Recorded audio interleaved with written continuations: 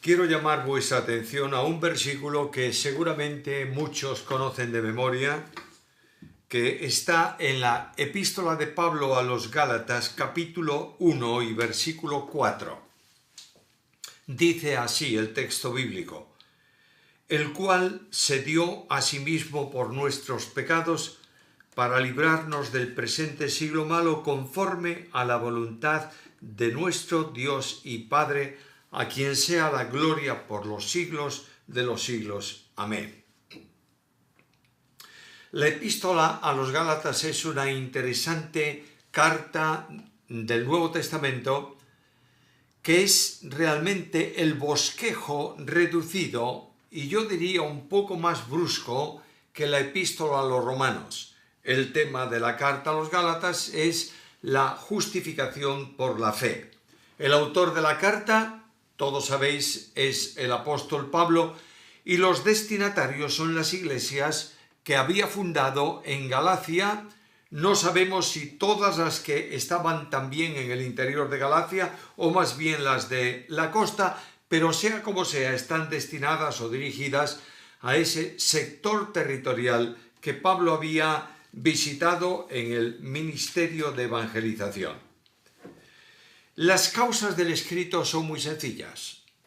Pablo predicó el evangelio, muchos creyeron en Cristo, se constituyeron las iglesias, y de pronto los tradicionalistas de Jerusalén, aquellos que siendo fariseos eran incapaces de claudicar con el pensamiento de que para poder salvarse tenían que hacerse judíos, aquellos que quisieran ser salvos, van por las iglesias de Galacia, envían mensajeros por aquí y por allá y les dicen algo muy simple. Voy a sintetizarlo de esta manera: mirad, la verdad que Pablo os predica es verdad, pero no es toda la verdad. Porque para poder ser salvos tenéis que haceros judíos, es decir, tenéis que circuncidaros y tenéis que guardar la ley. Y claro, esto entra en un conflicto tremendo, y el apóstol Pablo toma los instrumentos de escribir y él de puño y letra suya, sin amanuense que lo haga, escribe toda esta epístola, como se puede apreciar al final de ella cuando dice: mirad con cuán grandes letras os he escrito de mi propia mano. No está refiriéndose a que, como algunos piensan, tenía un problema de vista que le exigía escribir con un tamaño muy grande las letras para poder hacerlas. Lo que está diciendo: os he escrito con una enorme extensión, cosa que nunca hago. Os he escrito para afirmaros en la fe y para deciros que el evangelio que os he predicado es el único evangelio que Dios quiere que se predique y que vosotros tenéis que creer.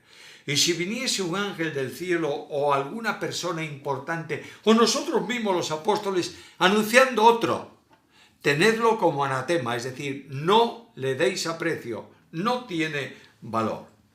La epístola tiene varias curiosidades o varias temáticas que se podrían seleccionar individualmente, pero hay una que me llama mucho la atención, y es que en la carta aparecen 7 visiones diferentes de la cruz de Cristo. De manera que en el capítulo 1 y en el versículo que leí al principio está la cruz como el lugar de sustitución. En el capítulo 2, en el versículo 20, la cruz aparece como lugar de identificación. En 3.1, la cruz es el lugar de visión. En el capítulo 3, versículos 13 y 14, la cruz es lugar de maldición. En el capítulo 4, versículos 4 y 5, la cruz aparece como lugar de redención. En 5.11 es lugar de tropiezo y en 6.14 es lugar de gloria. Por tanto, hay 7 visiones de la cruz que yo voy a tomar con la ayuda del Señor para 7 momentos de ministerio dentro de nuestro canal. Leí el versículo en donde dice que Cristo se dio a sí mismo por nuestros pecados para librarnos del presente siglo malo, conforme a la voluntad de nuestro Dios y Padre. Y hay 3 cosas en el versículo. En primer lugar está la dimensión. Cristo se dio a sí mismo por nuestros pecados. En segundo lugar está el objetivo, para librarnos del presente siglo malo, y finalmente está la razón, por la voluntad personal de Dios. Primeramente, pues, la dimensión. La dimensión se puede entender si se considera quién es el que hace la obra, el sujeto de la oración, el cual se dio a sí mismo, se refiere indudablemente a lo que antecede. Gracia y paz sean a vosotros de Dios el Padre y de nuestro Señor Jesucristo, el cual. De manera que el Señor Jesucristo es el que se da a sí mismo y debe considerarse así en la dimensión de los títulos que aquí se le otorgan. Se le otorgan 3 títulos. Primeramente, Señor. En segundo lugar, Jesús. En tercer lugar, Cristo. El que se entrega, el que se da a sí mismo por nuestros pecados es primeramente el Señor. Y Señor es el título propio de Dios. La Biblia llama Dios a Jesucristo. Voy a Juan capítulo 1, versículo 1 y leo estas palabras. En el principio era el verbo era con Dios y el verbo era Dios. Quiere decir que quien aquí se llama Señor es el Dios preexistente. Es decir, antes de que la tierra fuese creada, antes que el universo apareciese, antes que los ángeles vinieran a la existencia, Él ya era. Es decir, Él ya existía. Las palabras de Pablo son muy interesantes en Filipenses capítulo 2 y versículo 6. Leo el texto. Epístola a los Filipenses capítulo 2 y versículo 6. El cual, siendo en forma de Dios, no estimó el ser igual a Dios como cosa a que aferrarse. Notad que Pablo habla de forma de Dios. Cuando en el texto griego aparece esa palabra, traducida como forma en el castellano, se puede usar solo cuando en el exterior se manifiesta la realidad íntima del interior. Yo puedo deciros que esto es un libro. ¿Es verdad? Sí. ¿Y está en forma de libro? Sí. ¿Por qué? Porque es un libro. Pero es una Biblia.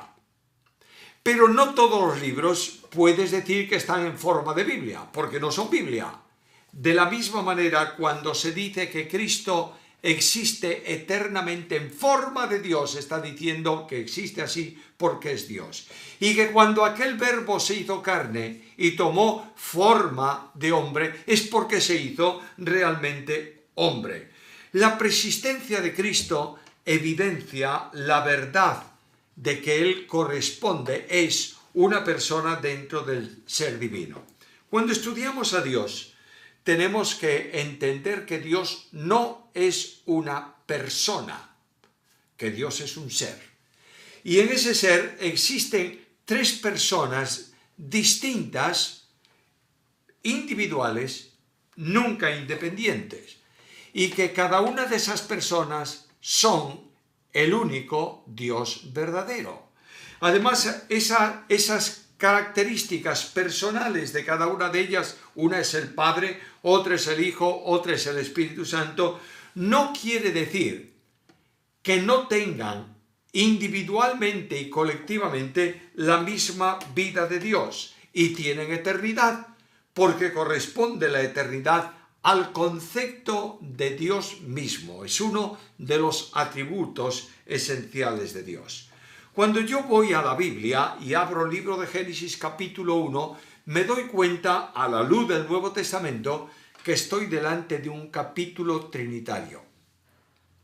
El Padre elaboró el proyecto creacional y de pronto surge la voz, sea, y viene lo que determina ese sea a la existencia.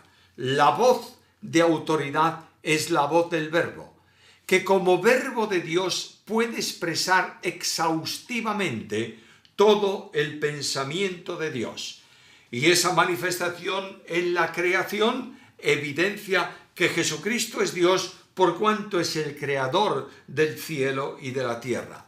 Continúo en la Biblia y me doy cuenta que hay un personaje llamado el ángel de Jehová que exige para sí mismo lo que se exige para Dios.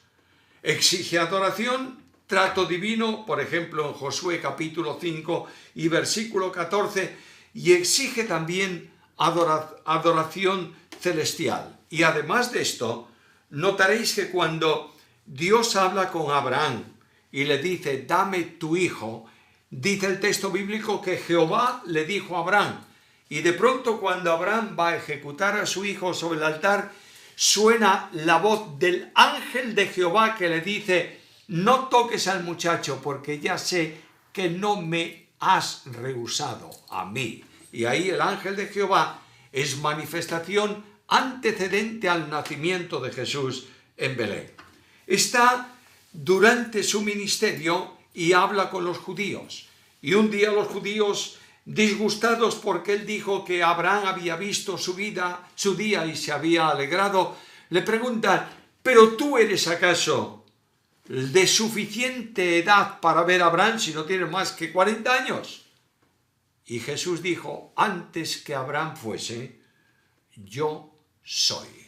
Es decir, mientras que Abraham tiene un origen y tiene un término, yo permanezco presente siempre porque soy eterno. El apóstol Pablo es un judío.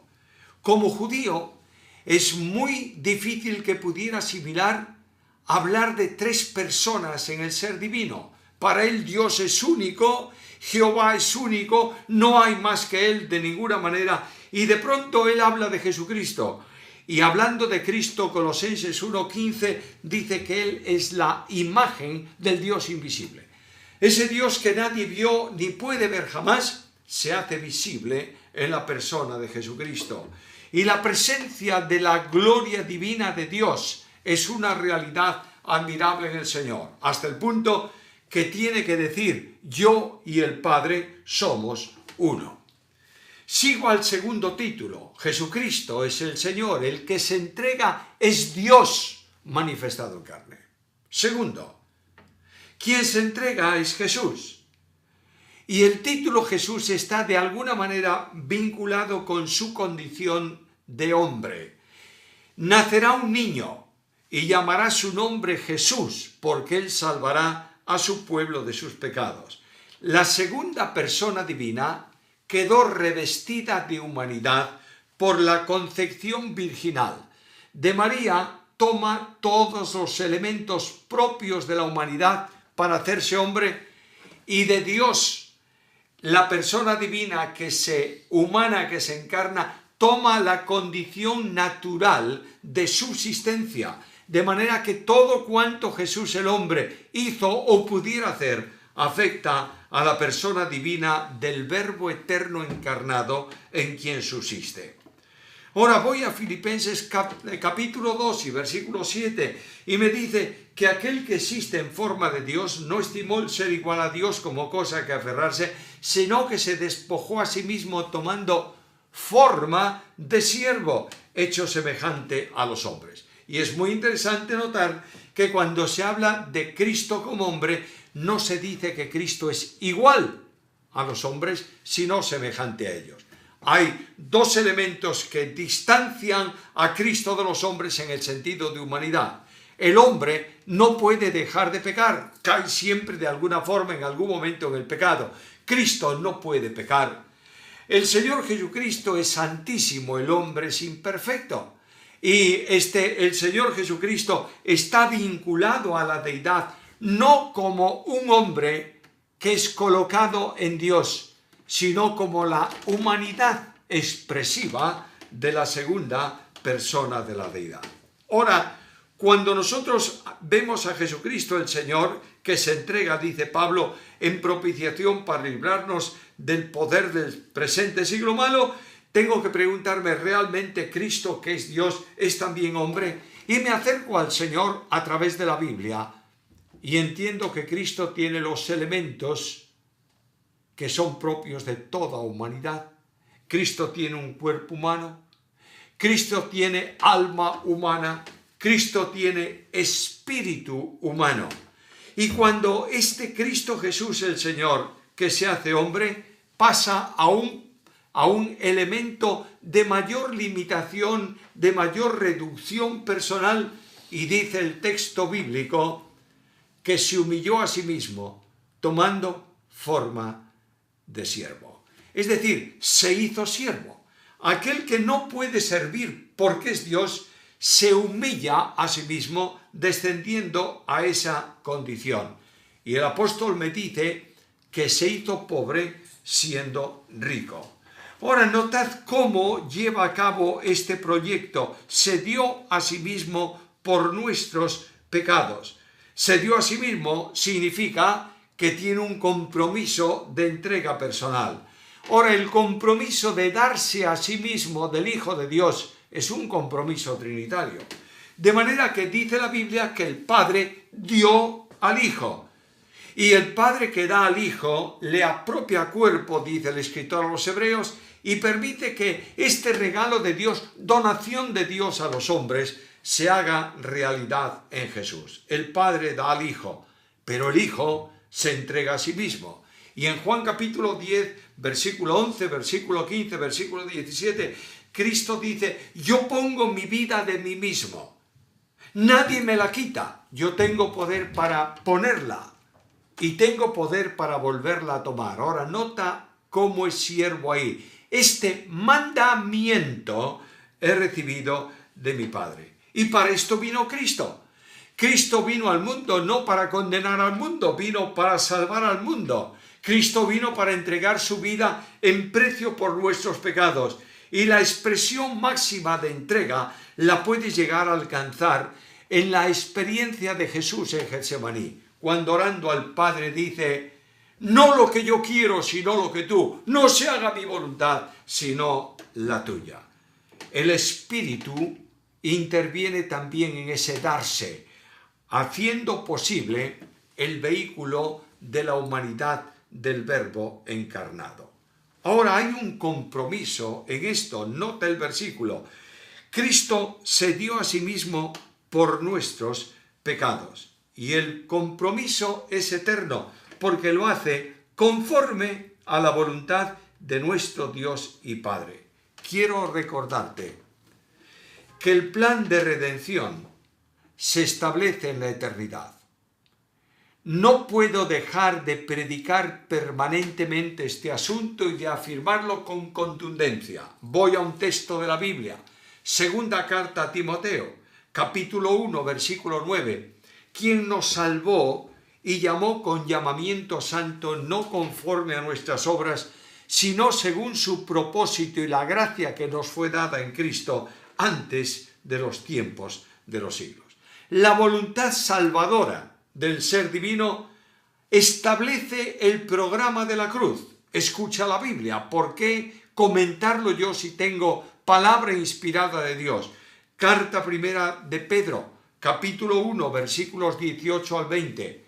Sabiendo que habéis sido rescatados de vuestra vana manera de vivir, la cual recibisteis de vuestros padres, no con cosas corruptibles como oro o plata, sino con la sangre preciosa de Cristo, como de un cordero, sin mancha y sin contaminación, ya establecido desde antes de la fundación del mundo.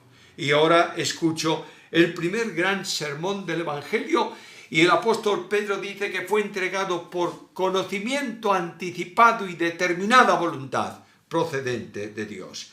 Dios hace regalo de su Hijo. Dios se dona a sí mismo en Cristo, y Cristo entrega su vida en propiciación por nuestros pecados. Y ahí tienes la obra sustitutoria, por nuestros pecados.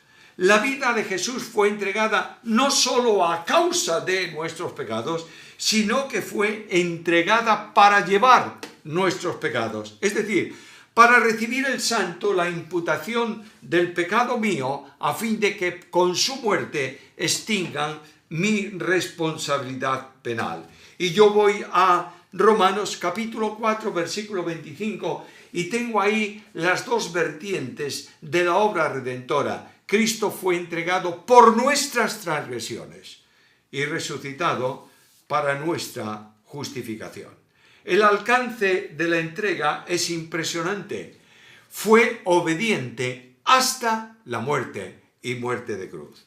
Mirad la cruz como lugar de sustitución en la cual Cristo se dio a sí mismo por nuestros pecados. ¿Cuál es el objetivo?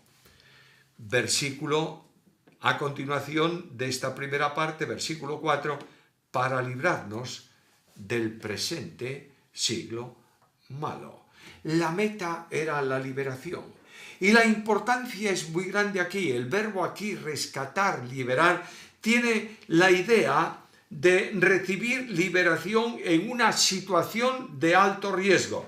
En el Nuevo Testamento hay varios términos que hablan de libertad, pero todos ellos tienen una idea común, que es pagar un precio. De manera que se nos sitúa aquí a la vista en nuestra condición de esclavos del pecado. Y de pronto, para liberarnos hay que pagar el precio de nuestra redención. Y Cristo viene y nos libera haciéndose para sí mismo agente liberador, pagando el precio de mi rescate, que es morir por mí en la cruz.